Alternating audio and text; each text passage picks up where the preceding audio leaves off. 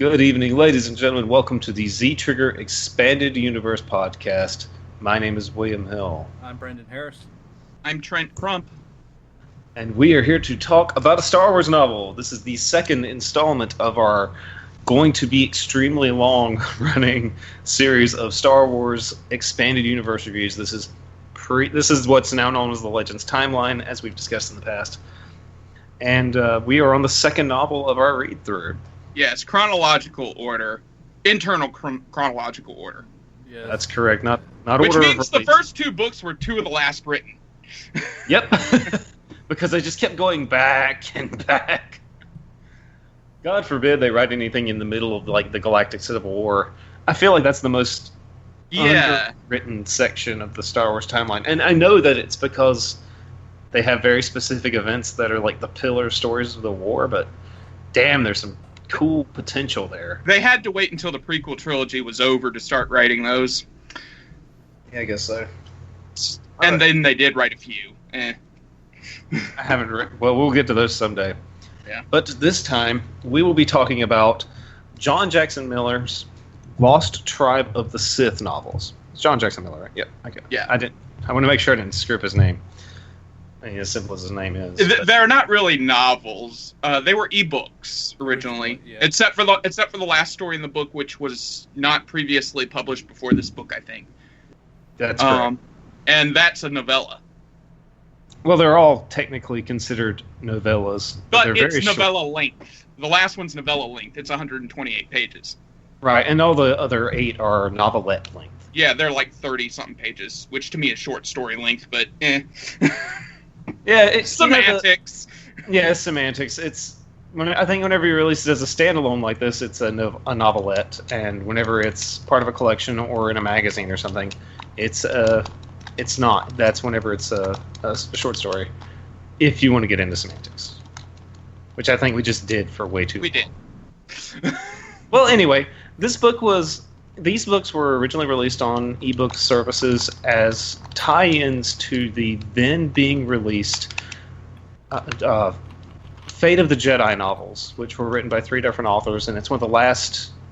It's actually the last story cycle that was being written before Disney bought Star Wars and everything changed in the Legends timeline. Yeah, Fate of the Jedi is what came directly after chronologically from Legacy of the Force.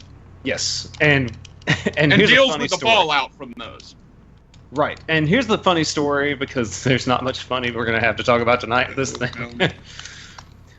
Whenever when I was living in Louisiana, I actually got a free copy, I think, of Omen, which is the first Legacy of the Force novel, and I was like, I'll read this. It can't be that confusing. It's just Star Wars, right? Oh, you got spoiled to death, didn't you? Man, there was stuff being said in there that I was like, wait, what? No, what? What? Jason goes to the dark side. What? Why are all these people dead? Because events. Yeah, man, that is not Disney, because Del Rey or whoever put out these books, we're running out of ideas. Seriously, the Del Rey era of Star Wars can be referred to as the part where all your favorite characters die and suffer. And I don't mind that. I don't mind it either, because in the case of Star by Star from the New Jedi Order novels, Great book. Superb. God damn, that's a good book. There's a little foreshadowing for you for 8 years down the road when we finally get to. I swear, the thing is, once we get past the early stuff like this, the stuff that it's not easy to find in bookstores, we'll probably go a little bit faster. And that we don't really want to read. No comment. Oh man, it'll get better. We'll do these more often once we get out of this doldrums, because this is all the crap that nobody bought. I feel like. But it will take a long time. Yes, because I've got to get up the nerve to buy these books for $8 a piece or whatever. So anyway, Just buy them on Kindle for cheaper. Maybe they are. And well, they're not. Well, I don't have a Kindle. I have a. Before we get into the meat of this book, I have to say, you think there's meat to this? No, book. there's not. The big problem with reading it, besides all the stuff we'll get into, is it didn't have an audiobook. No audiobook. No. So when I was 2 stories in, I was like, okay, I don't think I'm ever going to finish this book this way. I need to find an audiobook. And then, lo and behold, there is no audiobook. That's the reason why I did story, another book, story, another book, because there was nothing to help force me through the stories. I can get through really bad stuff if I have an audiobook to help me out. Yeah. Yeah, I didn't even have that. I didn't even try and read another book. I hammered my way through this. Oh, I did for the last 2 days. Because before then I had only read 3 of the stories. And then yesterday and today I read the rest. Yeah, I kind of did the same thing. I had Thursday off and I read 3 stories that day. And then yesterday I read 3 stories and the final novella. Yeah, I was almost in tears. Let me end with one more anecdote about this novel before we. So, just as a warning, okay? This is a warning to anybody who's like, I don't know, a book about a Sith tribe on a planet. That sounds cool as shit. Let me tell you, motherfucker, something. So if you listened last week, you know that I'm reading The Wise Man's Fear, the second Kingkiller Chronicle novel. Last night, I got in bed, and I had my book lamp, and I was reading, and I was drowsy as shit trying to read this book. And I got through 2 stories, and my book lamp was dying, and I was like, okay, I'm just going to go upstairs, and I'm going to finish this thing. I've got to finish. Or, I got through a few chapters. I was through most of the book already at this point, so I was just down to that last one. Anyway, I digress. So I go upstairs, and I sit down, and I get nice and comfortable, and I'm trying to read the book. I'm still falling asleep because it was late, and that's fine. But I'm suffering this boring ass novel too, and it's taking me so long just to make progress because I keep nodding off trying to read this book. I finally finish the book, and I go to bed at about 1 a.m. Whenever I went to bed, I picked up my book because I was like, you know what? I'm going to read a chapter 2 as a reward of The Wise Man's Fear. I read 60 fucking pages. And I didn't blink. My eyes didn't close once. I was finally enjoying something enough where it kept me awake. That's how... That's the difference in quality we're dealing with this book.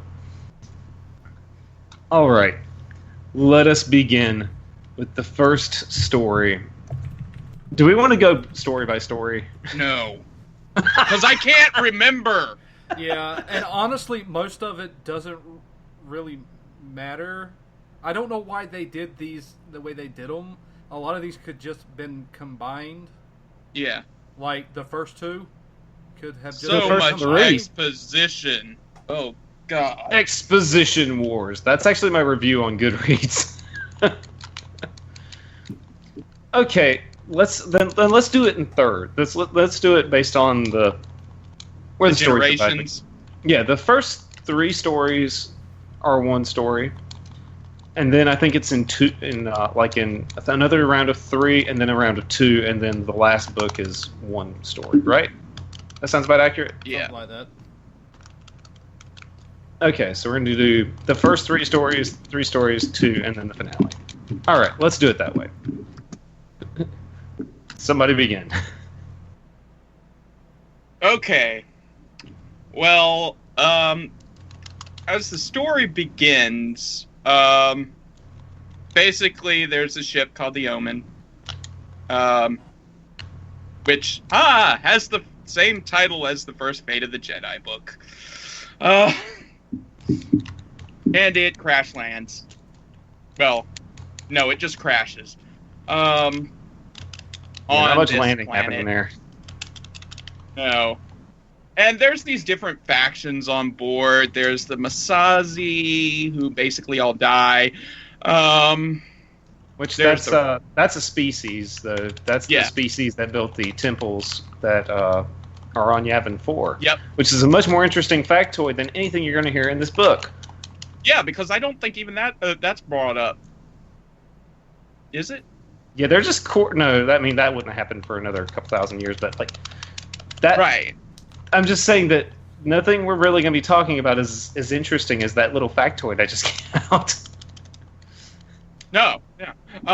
And then there's the Red Sith, who the others don't like, especially the captain's brother's wife. Yeah, and the captain kills his brother. It tosses him off a cliff. That's one of the first things. Yeah, tosses him off a cliff, but that's okay. He's a druggie anyway. Yeah, fuck that guy. Fuck that guy and his addiction to spice. Spice addiction. Yeah. Which makes me think, if there were a bunch of girls in the Star Wars universe that were drug addicts, would they be the Spice Girls? Oh no! Still a better joke than anything that's in this book. Yeah. So they crash land on the planet. People that were aboard the ship that survived the crash start dying, especially Red Sith. But as they're landing, they run into as they're crashing, some winged thing hits the front of the ship, and the captain's like, "What the heck was that?" But we find out later it's a species that's on this planet that the actual inhabitants of this planet, some of the males ride these things. I forget what the things are called now. Utuks or something like that. G-U-A-K or something. I can't remember what they're called. Yeah, some stupid fantasy name. Uvax or something. You know how like they create Uvax. That's things? it. It's Uvax. I just remember it had a K in it. A UVAC? That sounds like A some vacuum sort of cleaner? vacuum cleaner. Yeah.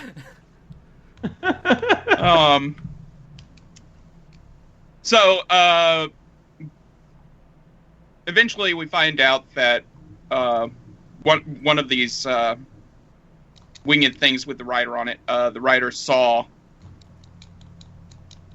it crash, but he obviously hit the ship, so he's not around anymore.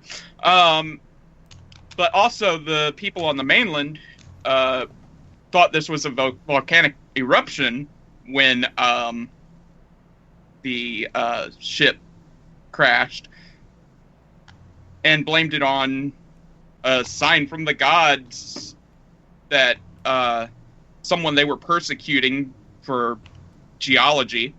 Yeah, that's the sort of stuff you get into in this book. People persecuted for geology. Insert not that Republican interesting. joke here. Yeah, serious. They think it's punishment on her for going against their religious belief.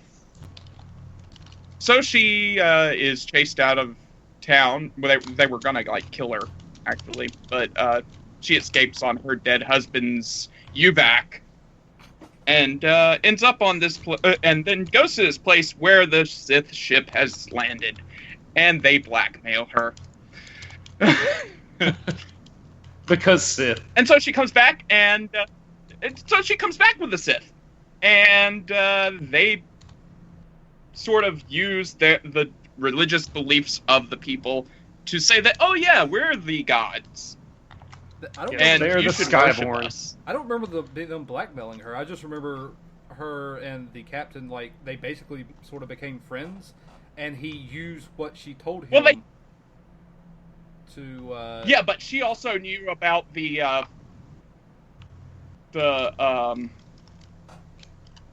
I think she also knew about the brother being pushed off the cliff. She saw Yeah, she something did. fall in the water, but she didn't know what it was. Yeah, Yeah. because she realizes And it's that fake. freaked him out. So, Which means he's a shitty Sith, because if he was a good Sith, if he was good at being a Sith, that wouldn't have bothered him. He'd be like, so fucking what? Well, see, to be fair, the humans, which the captain was, they're actually Yeah. slaves mhm. to Yep. some big honcho in the Sith. So, you know, they really are like sort of the bottom of the ladder. You know, they don't really mean much. So, no, he's not a very good Sith because he's not Sith. Yeah, and there's a Dark Jedi with him too. They killed him, don't they? Maybe I They don't do. fully remember. They killed him in the first story. There was a lot Yeah. of people who died in the first story. Yeah, and they were just name dropping like crazy in that first story. I was like, wait, which one is this? There needs to be one of those cast lists at the beginning of it's at the beginning of most of the later Star Wars novels. But there Dramatis wasn't. persona. Because it was like, here's a name, I don't know who that is. No, because they don't introduce these people. You're just And- supposed to know who they are. Yeah, and there's very little that makes them distinctive either from Right. that point Yeah. forward.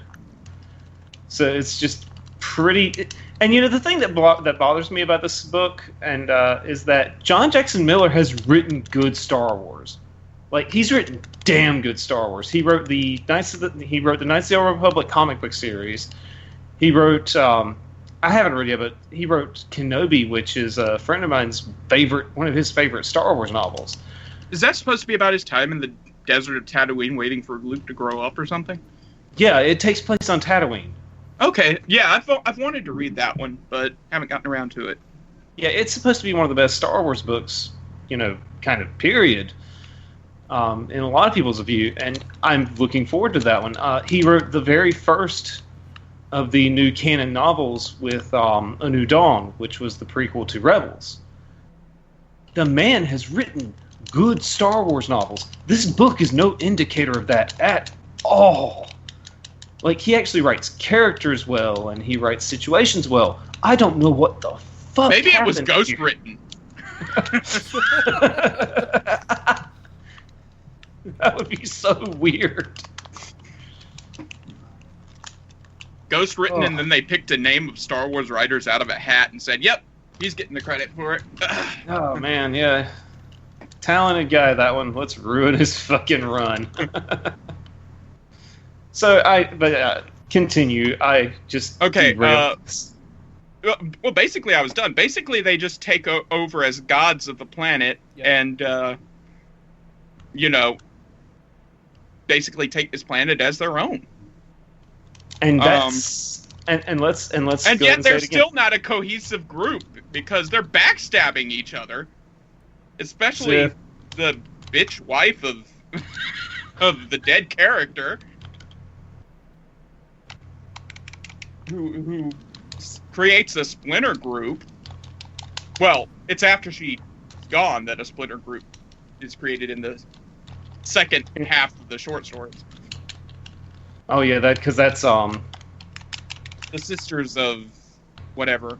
whatever her fucking name was. Yeah. Yeah, I can't you can remember the tell how These are interested we were in this. fantasy book names that, you know, people just put letters together and be like, "Yep, that looks good." Was it Sela? Sela, yeah. Sela, something like that. There was Sela, there was Corson, and the Corsonites later on. God damn, there was a lot of factions. Corsonites, who may have there committed was. Carbonite. Then you had the resistant group that was that spot that came about with the scientists who found the Sith and brought them to the home, and Yeah. you know, she's like, these people are lying, but no one believed me. Just like they didn't believe me about my conversation of rocks, Yeah. because that's what we're going to give you in the second story, a big conversation about rocks. Although I did like her sarcasm in the second story when they were throwing rocks at her house and stuff like that. Oh, and yeah. with her mother. She was like, "Oh, I wonder where they got this. This isn't from here. I'll have to add it to my collection." Yeah, too bad it didn't. That didn't continue on. Yeah, because Oh. There'd have to be dialogue for there to be wit. Yeah, and this is all exposition. There is. It's so okay. So if anybody's been listening, and you've noticed we're not using names. We're just like that guy and his wife and so on. It's because the characters are non-existent.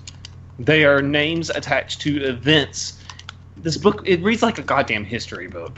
Which is how they should have written it. It would have been much more interesting if it was just, like, written as a history book of this planet, Instead of a narrative. Because the narrative is so disjointed, and there's hundreds of years left out, and then you're back in the story. Thousands of years later on. Yeah. There's so many gaps, and it starts over so often that it's so unbelievably hard to become interested in any of the events that are taking place. And I just... It's so hard for me to continue talking about this book because I was just so damn bored reading it. But we've only gotten through one set of stories and hinted at what's to come in the next one. Someone else take over for those. Brandon, I'm giving it to you. I want to do the last story, personally.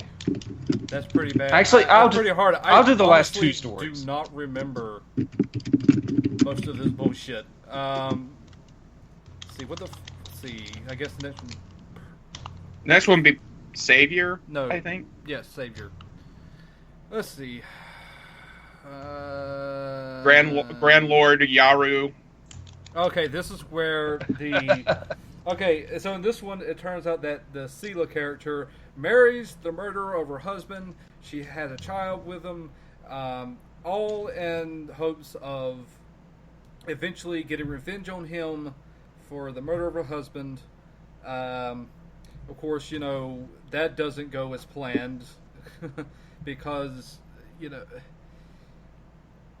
like Trent said, there's so much backstabbing, and no one gives a shit about, it's like, you're my kid, I don't care, dead. Let's see. So yeah, the story is mostly about her and her movements to get this resistance group that she has assembled to kill the current Grand Lord, so she can place her son as the ruler. She's really not a good person. None of these people are good people. They're Sith. Yeah, just because she's killing another Sith doesn't mean anything. Wipe out the purebloods. Yeah. So that is one thing. During this book, she decides that she really does hate the Red Sith a lot. I don't quite remember if they explain why. I think they do, but I certainly just don't remember it because it didn't matter. She used to be because she's a slave to. Yeah, but I want to say there was like a very specific reason, like I don't know. What, did one of them rape her or something? I guess maybe, I don't know, but anyway, she actually some guy contaminated the water supply. One of the factions contaminated the water supply, and it wiped out an entire village. Yeah. And she used that and blamed it on the Red Sith to cause everyone to rise up against them and just murder the entire race on the planet. Which they did. Yeah. So by the end of this, at the end of the story, they're the only Sith that are remaining are the humans. And in that time, she tells the guy that was blamed on this, yeah, I did it. Yeah. She's like, the first time wasn't actually an accident, and then she just used it to her advantage. But while all that was going on, she also was planning, of course, to kill her husband now, and have her son do it so he can rise up. What ends up happening is her second kid, who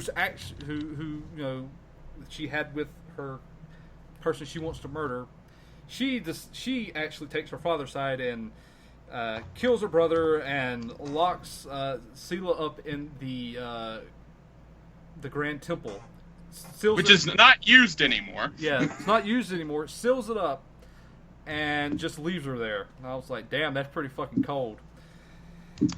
Yeah, I think that's how this book tries to get us to like it, but it doesn't work, is by just having these people do horrible things. Yeah, but you see, there's the inherent problem with having a Sith-focused story is that you can't get attached to anybody because they're not charismatic, they're not good characters, and they're such assholes that you can't even get into their goals.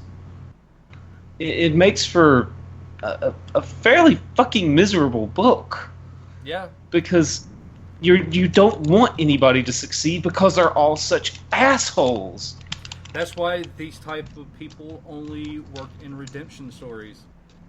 Yep, and there's nothing redeeming about these assholes at fucking all. Yeah. The only people that you sort of root for is the guy with the spaceship. Was it Kashari? Is that the original group of people on the planet called? The Kashari? Kashiri, yeah.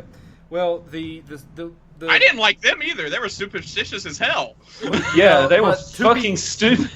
To be fair, they were like, they're basically living in huts. I mean, they're like, you know, this is where the not the prime directive, but like, they're supposed to be like Indians. Yeah, they're basically it's like, if this was the world of Star Trek, then, you know, the Federation would not allow them to come in contact with these people because... Unless it was on Enterprise, which was before they had the Prime Directive, in which case they would have fucked it all up, because that's what happens in Enterprise. Yeah. I was just thinking that. But, Sorry, I'm watching through Enterprise at the moment, so I had to say that.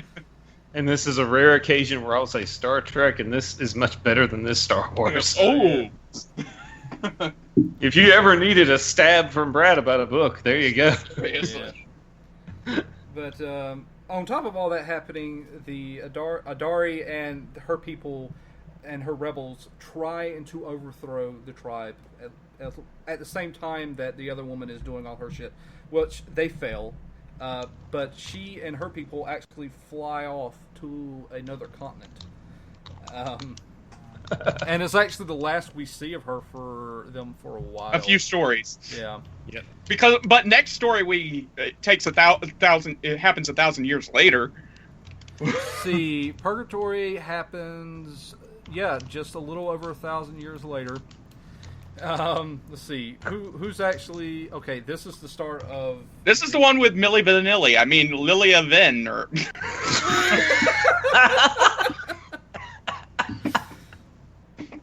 Okay. The name is Lilia Ven, but I kept rating it as Milli Vanilli. This is where the stories just start like going downhill. That's pretty bad. And that's pretty bad because the ones before this weren't that great either. But this is where I really start zoning out and not caring and just really trying to get through this damn book. But this deals with like a slave and I guess his master. And their dealings with, you know, the Sith and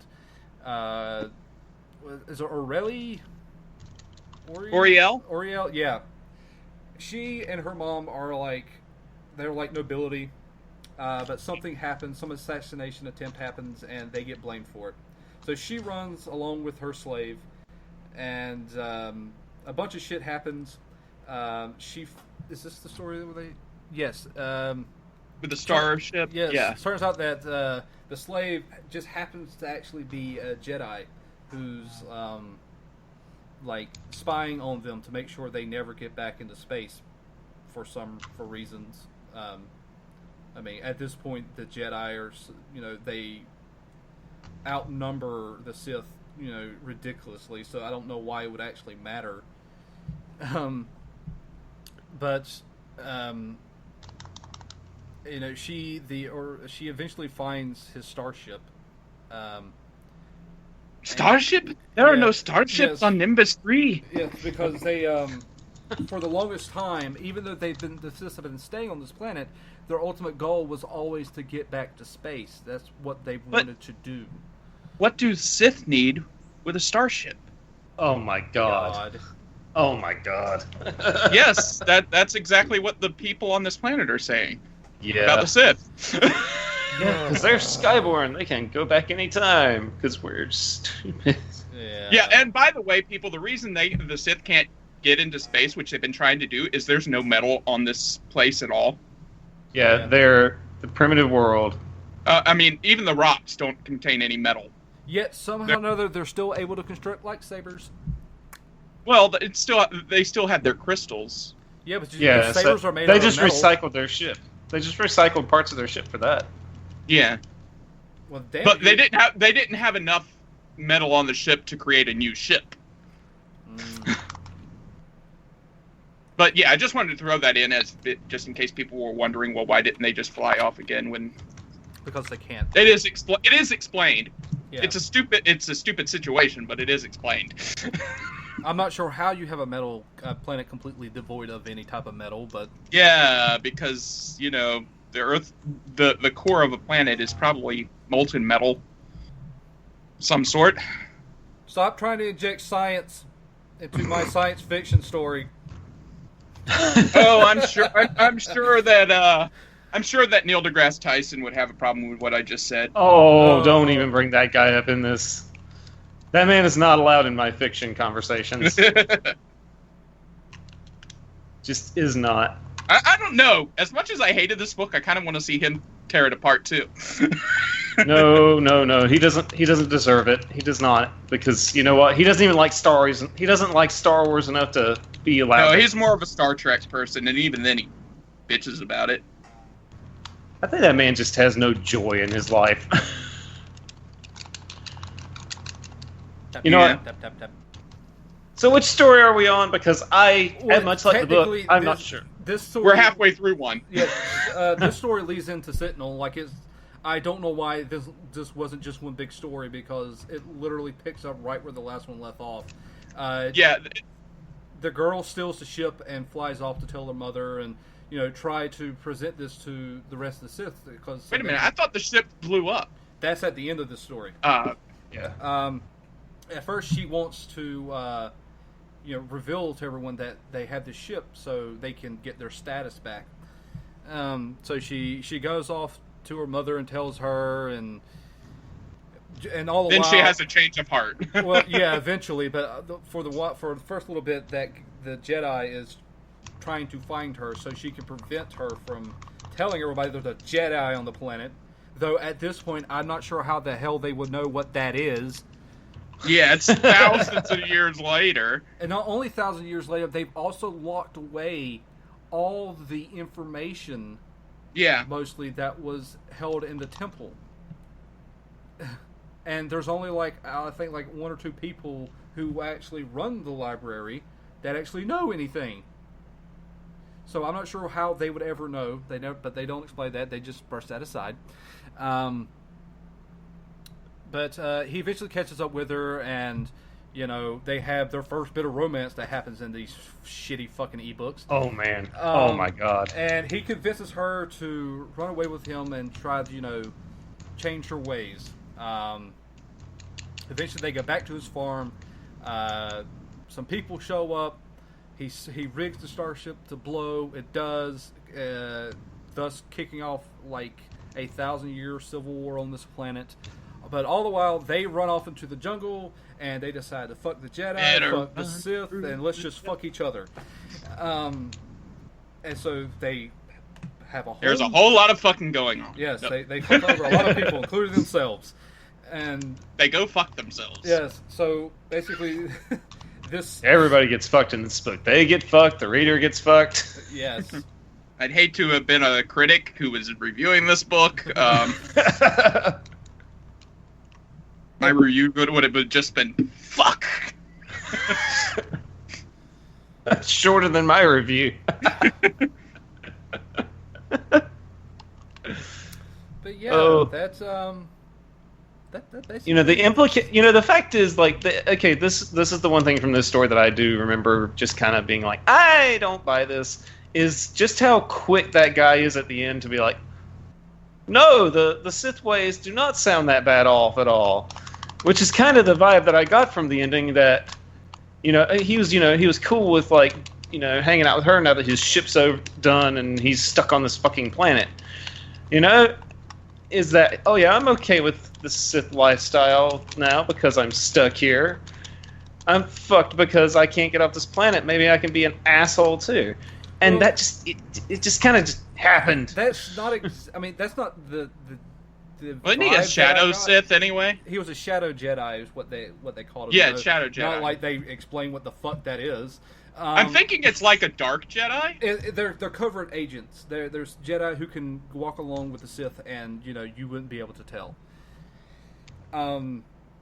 Double agent. Yeah, but the gist I got was she's like, your Jedi ways tell you that you need to continue on stopping these people and interfering, but fuck that. Just stay here with me, and basically just your one selfish act should just be, do for yourself for once and just stay here with me. And that's what he did.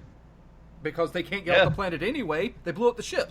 So they literally have no way of interfering with the galaxy. Yeah, they went into the wilderness, built a hut, and lived their lives out. Yeah.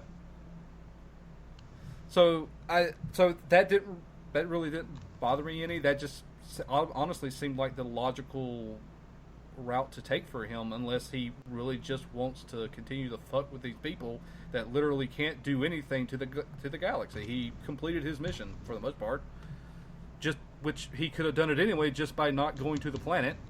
The only threat to the galaxy was because he went there and had a ship there, because they weren't going anywhere in the first place.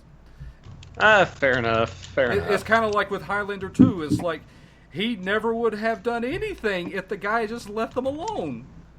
Man, you just invoked Highlander 2 as a comparison to this book. If you needed... that tells you something. No. Highlander 2 was much better than this piece of shit. And I've seen both cuts of Highlander 2, okay? Oh. One where they're aliens and the one where they're not, Well, I've never watched Highlander 2 myself. What? I'm glad. I haven't. Outside as a bad guy, you gotta love that because, he's one of the best bad guys out there. You'd know that if you watch Total Recall. That's true, but I can't get myself to watch Highlander 2. See, the problem is that he's a bad guy who realizes how much of a dumbass he is when he's like, if you just left me alone, I was never going back. The only reason we're having problems is you came here.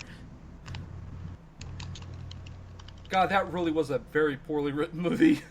It was pretty. This is a very poorly written book. I think that's one of the reasons Sean Connery years later went away from acting. That was the first strike. The third strike was definitely League of Extraordinary Gentlemen. Somewhere in between there was a second strike. I'm not sure what that was. Entrapment or something. Probably, because you know what? I'm pretty sure he got his spiel for acting back when he did Outland. Because that movie's awesome. I love Outland. I've still never seen it. Oh man, we gotta change that. I wish I had the Blu-ray. So back to Star Wars. So the last three are all interconnected, Brad. So you have at it. Okay, so let's get into the what are the seventh and eighth stories called? Pantheon, as you can see, there's Pantheon Secrets and then Pandemonium. Pandemonium, which is a terrible title for that book because it's not pandemonium at all. It's just bullshit. It's a whole bunch of military shit. That is one of the. It's such a boring ass story. Okay, so Pantheon, right? That's where I'm starting. Yeah. I'm sorry. And I really don't remember what happens in that one. Okay, so these two stories. The one with the mathematician in it. Yeah. That's all I remember. These two particular piece of shit stories are the ones about... Okay, so at this point, all of the Siths are splintered off into various factions based on the original founders of the tribe. And in this fucking story, Sorry, I just died in my live stream. In this story, one of the members of this, one of the leaders of this group, one of the groups, comes to this guy who holds this. But it's a Sith holocron. They don't say it, but it's a Sith holocron. They come and they say to them, "Okay, I need you to change what the holocron says. I need you to change the testament of what's his name? Yeah, what's his name? The original Grand That guy, The Corson. Yeah, Yara Corson. No. Yeah, well, okay, so he's like, no, I'm not going to do that. And you got this guy who's a mathematician who is like, but the calendar says we're going to have to show it today. So all the tribes show up and they're like, all right, motherfucker, let's see it. So they watch the last testament of the original guy after all of this infighting and bitching, because it's all that really happened. And he ultimately says, check behind my seat in my spaceship and you will find out everything we need to know about how to end this stupid fucking story. And so the reader is all like, oh yes, do it! It's like, finally, we get a revelation of some kind, and the only revelation that this offers us is that there's another continent on the planet, that they didn't know about, and they are supposedly a technological civilization. He could have been funnier and been like, sorry, Mario, but our princess is in another castle. That would have been more fulfilling, because... So that's a 60-page section. Is a bunch of tribes people are a bunch of the tribes are all like angry at each other because they think that their version of history is right, and what follows is them finding out that, in fact, well, I don't even know that any of them were right. But they find out that there's another island, and what, 25 years later? For the last story? Secrets? No, I mean the last one, because I just told you the story of Secrets and Pantheon. Yes, it's like 25 years later. Yeah, 25. And I'm serious, like, that's all that happened in that pair of stories. It's not even anything that interesting. Which is why, for the last story, I sped red. Okay, so cue the last story. It's 25 years later, and it starts with this woman who's going to meet a man at an outpost on the ocean where they're like prepared to fight the Sith if they ever come. And why is she going out there? Not on military duty. No. She out there on a booty call. She is out there for sex. And what follows is some of the worst romantic / sexual dialogue you will ever witness in a book. I couldn't deal with it. Brandon can tell you, I texted him while I was in the middle of this horror. And apparently the author has never had sex. Well, the simple fact that nothing really happens? I mean, I was like, oh, they kissed, and then shit happens. Oh, man, it's so my funny gosh, because there's not some shit happening during the sex, is there? They don't even get to the sex because... And I swear it was so unintentionally funny. I think it was meant to actually be funny, but the fact that it was so not funny was the funniest thing about it. Is that they reach in for the kiss, and... giant monster in the window. A very King Kong. Yes. Oh man, and then we get more exposition. Yeah. Yeah, we do actually, because now you have to learn all about this new section of the world. Yep. And they're like highly advanced military stuff that they have somehow created. With whole new fantasy animals to meet, and... And glass blowing. Don't forget about glass blowing. Don't forget the glass blowing, because that shit's so important. So the Sith invade on a giant animal-powered / glass-blown bullshit Dirigible thing. flotilla. Yeah, and they somehow made it across the ocean after 25 years of sciencing a way to do so. And God, this book. I'll be honest with you, the characters got displaced a few times, and it was not interesting, and then it ended. They tried to Christopher Columbus that shit. Didn't work. Yeah. That's it. That's it. It's a book about two people who are about a woman who's trying to cheat on her husband, and Sith come. Like, oh, that's a bad phrase after this sentence. I apologize. I'm childish. That's the joke that went in my head. Was Sith come? You know, I'm kind of now wondering if this was if someone has written a review of this stating that it was a very anti-Israel, is anti-Semitic, sort of what do you call it, allegory or something. I mean, I haven't, because they're talking about the lost tribes and. You know, the really bizarre thing is that there are people who thought this was a good book. Yeah, I know.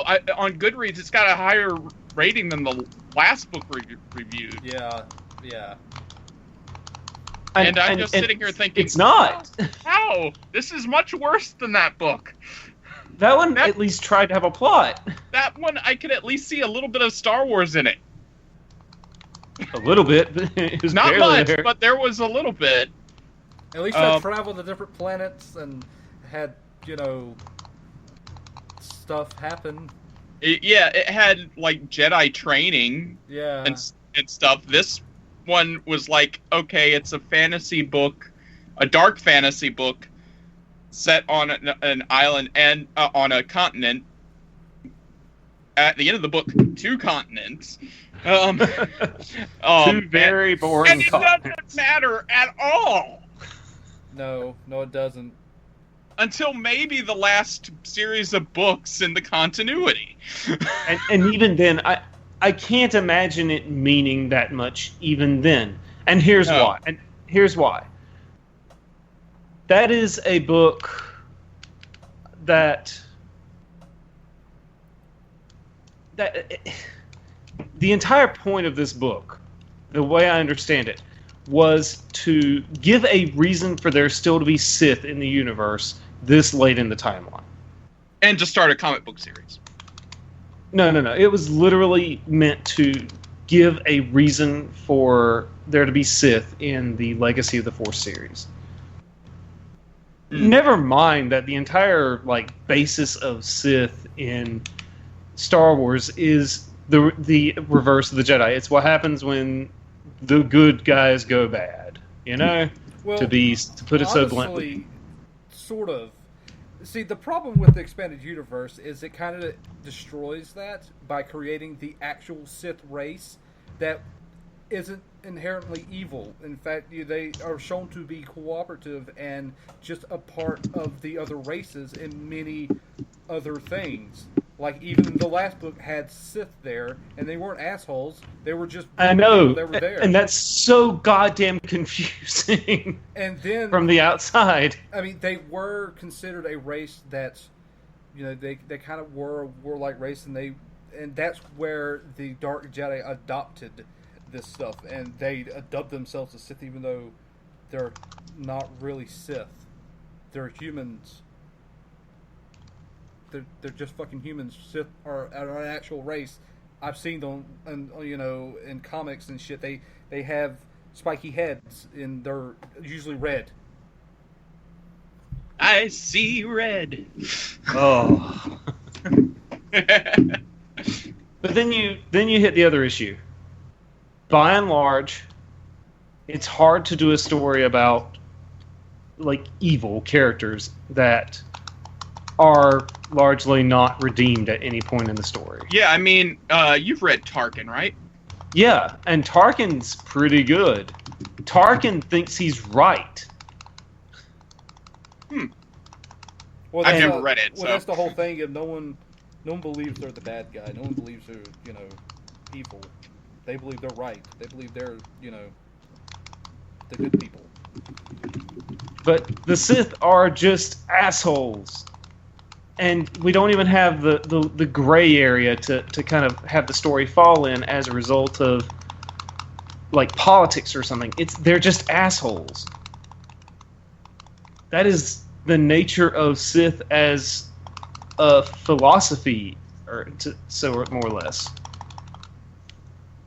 They're not going to be good characters. They're not going to have like morally gray things going on.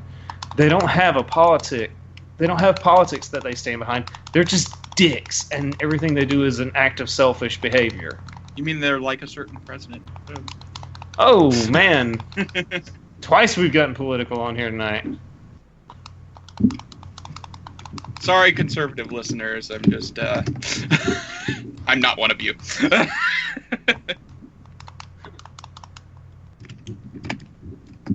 Don't take anything I say seriously. Don't take our show seriously, other than the fact that this book is seriously garbage. Yeah. This is probably the worst Star Wars book I have read. And you know, the thing is, like... I've read some doozies. Yeah, I mean, I was about to say, is like, I can talk shit about Children of the Jedi all day long. It is literally one of the worst Star Wars books I've ever read. But at least it's goddamn resembling Star Wars. Yeah. Like... This had, like, lightsabers and Sith. That's Star Wars. They didn't really use their lightsabers much, though. No, they didn't. And this book really sucked. What are you people doing to me? Why did you let me think of this and want to do this idea? You should have talked me out of it. But no. Now I'm 2 books in and I regret it. Hey, the next few books are all based on Knights of the Old Republic, the video game. So, I don't know. I never played that MMO, but, you know. Well, they mean is it the game or the original game? It's the Old Republic. Oh, so Old Republic. The MMO. Yeah. Joy. Can't be worse than... I'm not going to say that. Don't say it. Actually, based on reviews of everything I've seen, it's supposed to be a better book. Okay. Mm-hmm. Supposedly. But this was supposed to be a better book than the last one, and it wasn't. And we also have Red Harvest coming up, so. Oh, now that one's fun, at least. I've read that one. I like it. I'm quite fond of that book. And I haven't read it yet, so. Don't expect brilliance, but expect a lot of fun. It's a horror book, sort of like that other one, isn't it? Yeah, it is. One's the sequel to the other, right? No, it's not. Well, I think they are tied, actually. There's just a lot of stuff between them. Yeah. Because one, I think, is set... Not... Yeah, you mean Death Troopers, the other one? Is the other one Death Troopers? Yeah, that's set, like... That's set, like, 2,500 years afterwards. Yeah. Isn't it like some type of disease or virus or something that's running them up? It's more like Invasion of the Body Snatchers type thing. Okay, yeah. Oh boy, and we have another John Jackson Miller book coming up soon. Which one? Knight Errant. That one I'm also a little worried about. Again, he's written good Star Wars. Well, this was not a very good place to start. No. But this is, other than A New Dawn, this is the last one he did, if I recall correctly. And A New Dawn was pretty good, like I said. It's not as good as the work I've read on his comic book work, but it's better than this by a long shot. So, How do we want to close this? I think everybody knows we think it's garbage. Yeah, and it would not make a good movie. God no. No. I mean, last time we were following this thing of would it make a good movie, and how would that? We had this sort of. Oh yeah, we did have. Through.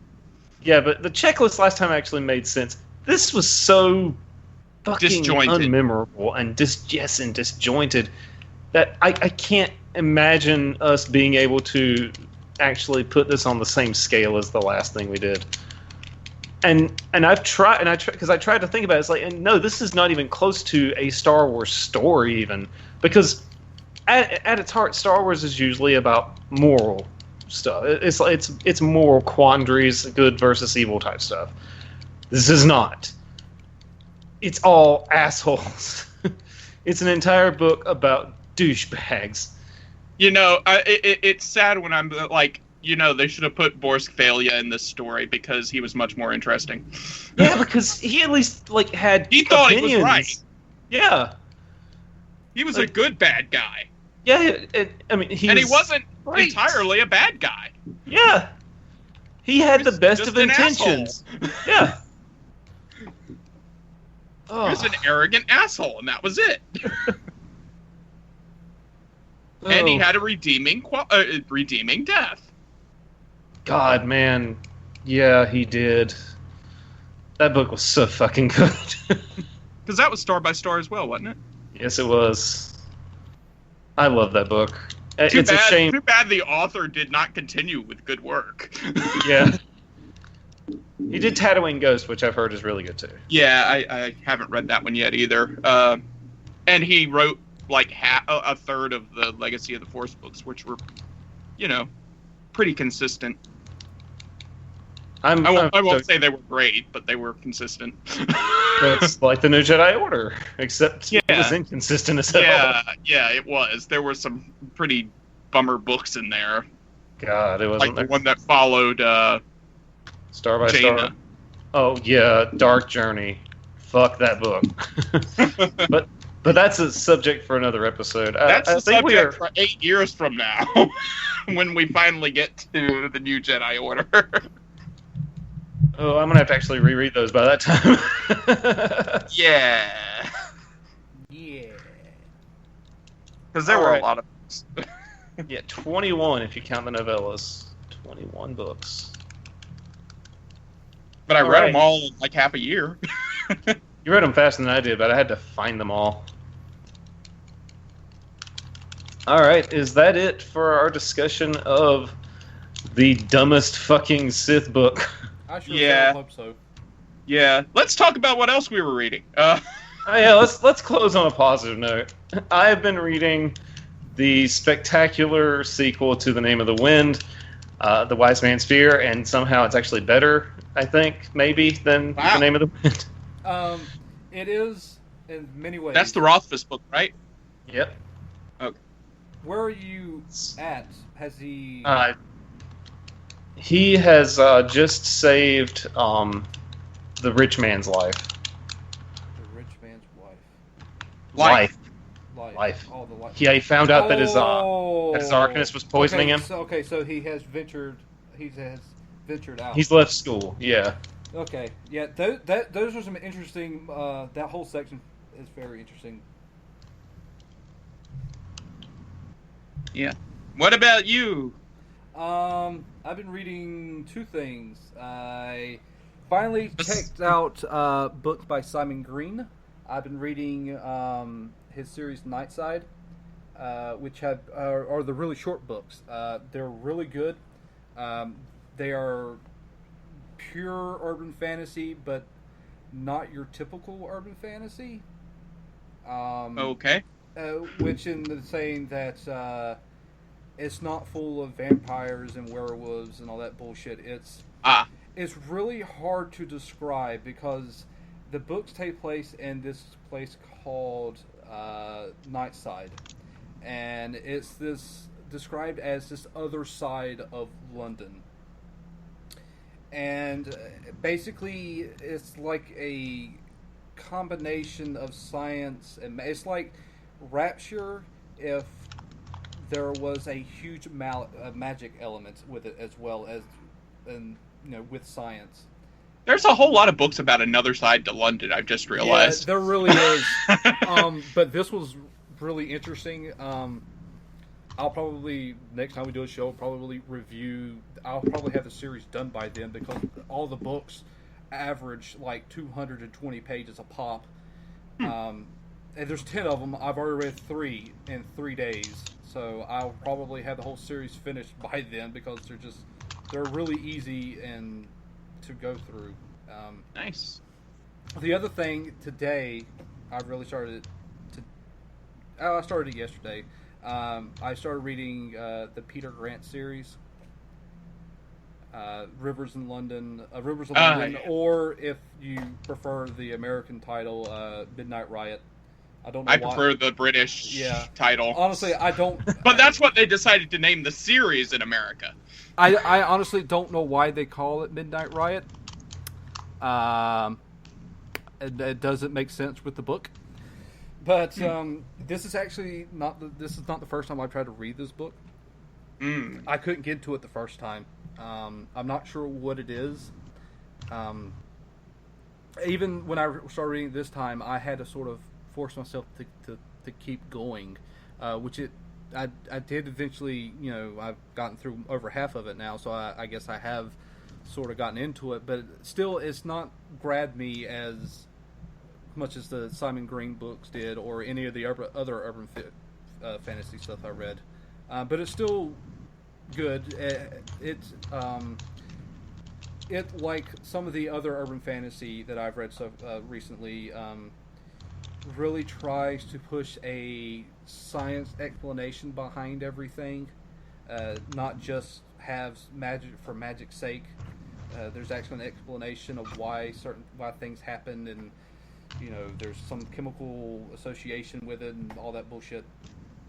But yeah, it's good so far. I could recommend that. I'll probably I might do 2 reviews the next show, because the Simon Green stuff will probably be very short, since the books themselves are short, and it doesn't lend itself through for a gigantic review, because the books are very simple. That's not a bad thing. No. In fact, that's why it ends up being so good. It's like you take a Dresden novel and you take out all the downtime and the extra fluff for character development. You minimize that as much as possible, and just wholly focus on the goal that the character is trying to accomplish, and that's sort of what you get mixed with Raymond Chandler.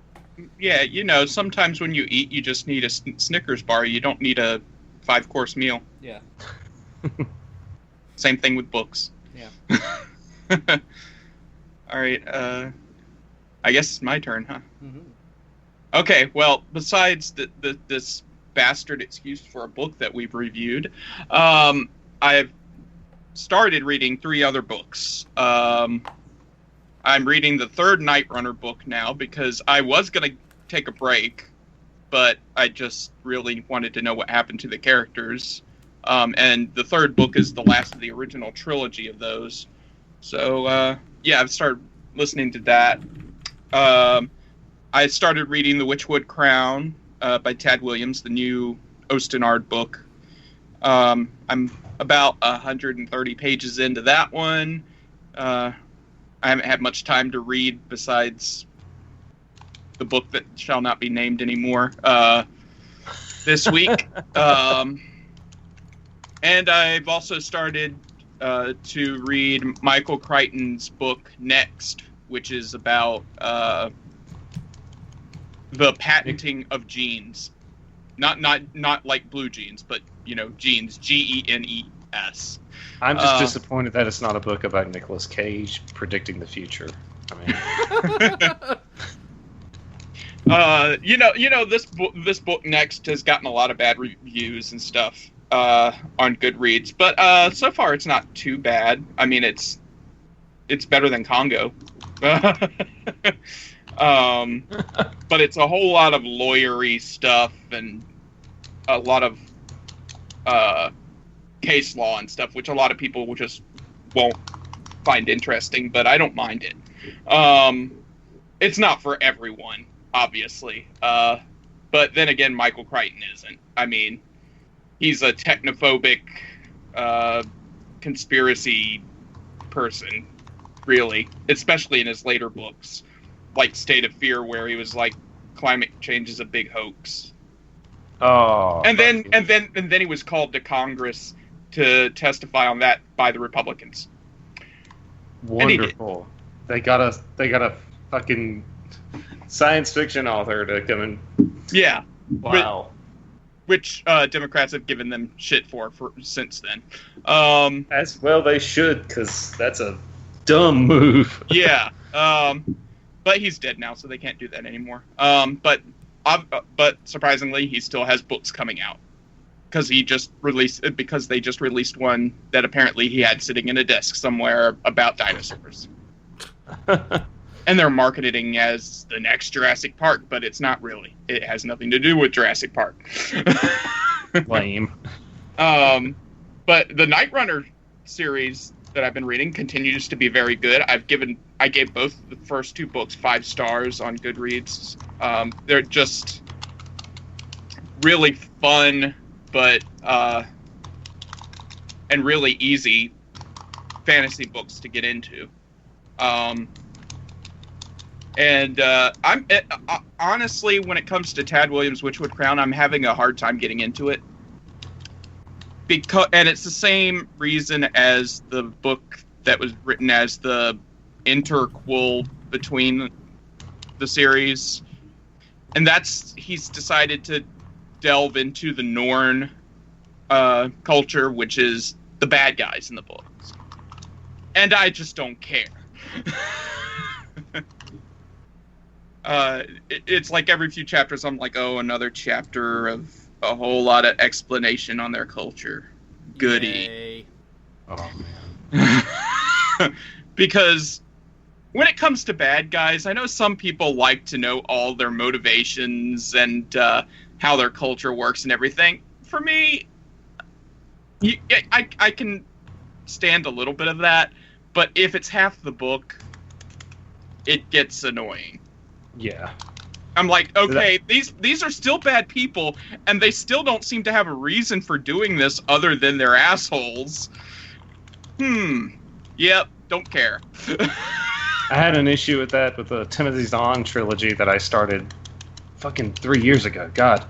And I never went back to that series because the second book was just so goddamn dreadful. Oh. Was that the series he's popular for besides the Star Wars ones? Oh, no. This was one I'd never heard of. And I bought all 3 in hardcover at Ed McKay for $8. Poor Ed McKay. This was the one that's still open, mind you. Oh, okay. Winston. So. Yes, still 2 locations open. Yep, and every time I go that direction, I still go to them. Yeah. But yeah, that's what I've been reading, and who knows when I'll finish them, because work doesn't give me much time. But... And I know all about that. I do use my commute to and from work to listen to audiobooks most days, so...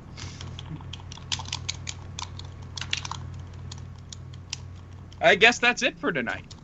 Yeah, I do believe that is it for our show. Thank you all for listening, and we hope you will join us next time. The next Expanded Universe will not be about a Star Wars book because, once again, I think we all have to buy the next one. and we need a bit of time off after that one. Man, I need to read a good Star Wars book soon because, damn, I'm hurting. Do not read the book, people. Yes.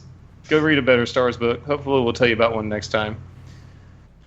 As usual, come and join us on Facebook and Twitter to continue the conversation about good science fiction literature, not this piece of fucking garbage. And that is at Z Trigger Live for both of those. And you can join us on YouTube. This is where we do our live streams. I've been doing a live stream while we've been doing this conversation. So if you were watching this playback on YouTube, then you know just how bad I am at this Star Wars game, because I still am on level 8. I've only gotten through 2 levels since we started this particular podcast. All right, and yes, as always, we hope you'll join us next week, and that you might even subscribe to our podcast on Podbean and iTunes, or one or the other, whichever way you want to do it.